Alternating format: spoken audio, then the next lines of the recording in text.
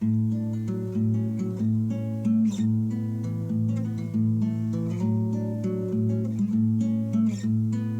everybody, welcome back to Conscientious Omnivore. My name is Pal. Out here today with the missus, and we are cleaning a lot of things up in the yard. We're doing a lot of trimming and cutting back stuff that's been overgrown, and I've been meaning to get to this pile of leaves and green waste for a long time. So we are going to be setting up a second compost pile over here. We got the first one going over there. It's pretty interesting, and just want to show it to you guys. We got a lot of interesting things growing out of here, kind of by itself. We have some Jerusalem artichoke, sunchoke, growing out over there, which is kind of interesting. I probably just threw a few pieces there that I had dug up that weren't doing too good, and I didn't want to eat those. And they have grown tremendously out of there. We got some volunteer tomato plants as well, but that didn't really bring anything because they kind of sprouted so late. But just interesting, what's already kind of growing out of here, and it's breaking down quite nicely. So my idea is that if you haven't seen my video about human manure, go check that out. But this has quite a bit of human manure already in here, and we're gonna let that sit. I'm gonna kind of just finish this off. I'll probably sort of like grass clippings and leaves on there in the fall, but I won't put any more human manure on there. And then what we're going to do is start the second pile over here, and then by next fall, that pile will be ready to be used, and then we'll stop this and start a new one, and the cycle will continue. So that's the idea. So it's time to get to work. I'm going to use some of the little branches and whatnot over here to build up a little bit of a box, container, just like over here.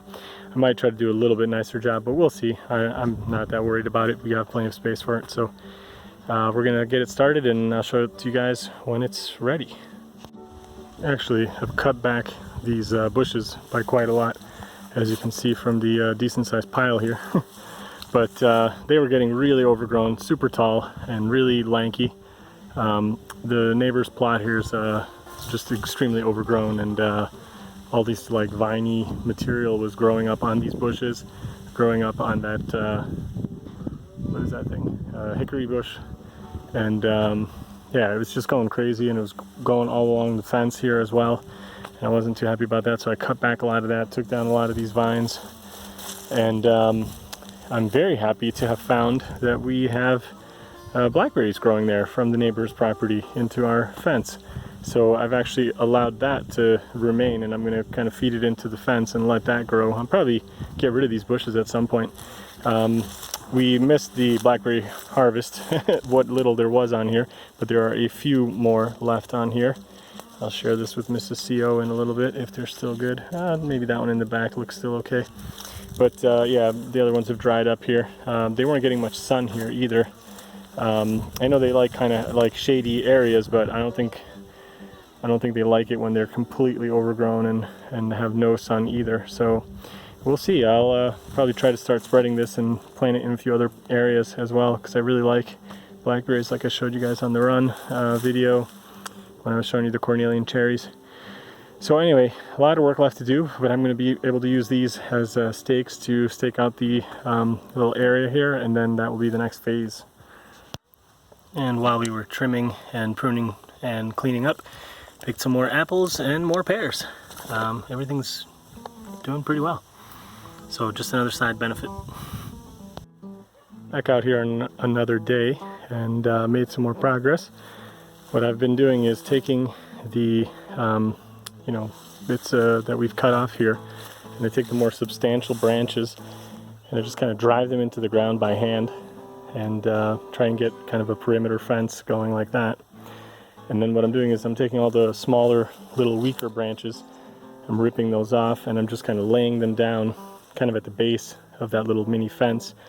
And the idea is to get them kind of crammed in and built up almost like a little wall for the inside.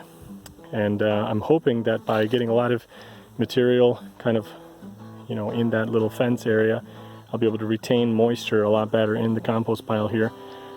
And should be better than the other one, because I made that one a little bit too kind of loose. There isn't enough like you know, support on the sides to hold everything. But we're gonna have so much stuff to put in here right now. I do need to scythe down some of the grass and weeds and stuff anyway, so we're gonna have a lot of material to throw in here anyway, and it shouldn't be a problem to get more and really fill it up.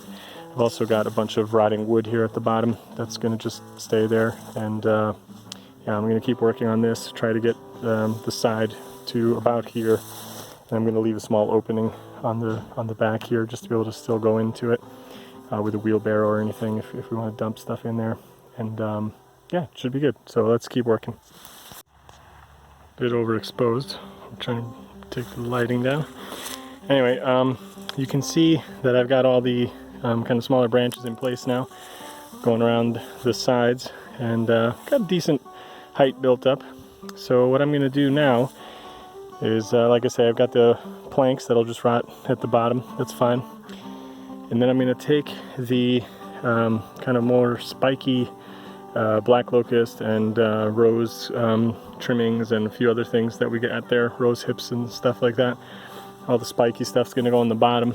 Then I'm going to dump these leaves on, and a lot of these other kind of trimmings and clippings and stuff will go at the top. And there's a whole lot more as well over here, so this will fill up pretty nicely. Let's get some more stuff packed in here. Before I put the spiky things on, I actually decided to add some rotting leaves at the bottom, so this will be kind of the nice base layer. I still have a lot of leaves left here anyway, so we'll add the spiky stuff, then we'll add probably another layer of leaves, and keep working up that way. So now we've got all the spiky stuff in there. We're going to add some more leaves at the top. I tried to crush everything down just by kind of walking over it. I'm wearing my boots so that the thorns and stuff don't go through my shoes. That has happened before.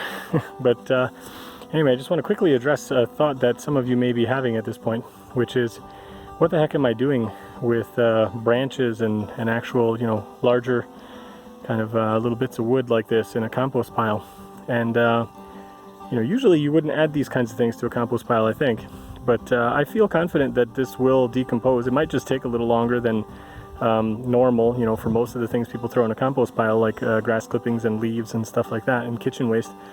But I've got time and I've got space, so I don't really care how long this takes. Even if it takes like another, you know, 2-3 years, this will eventually turn into great black usable, you know, compost. And we'll keep adding kitchen scraps to this, we'll add the human manure to this, and we'll just let it sit. And I've got all the time in the world in the sense that I don't need it to break down super quickly, and it'll eventually turn into great organic matter that we can use in our food forest.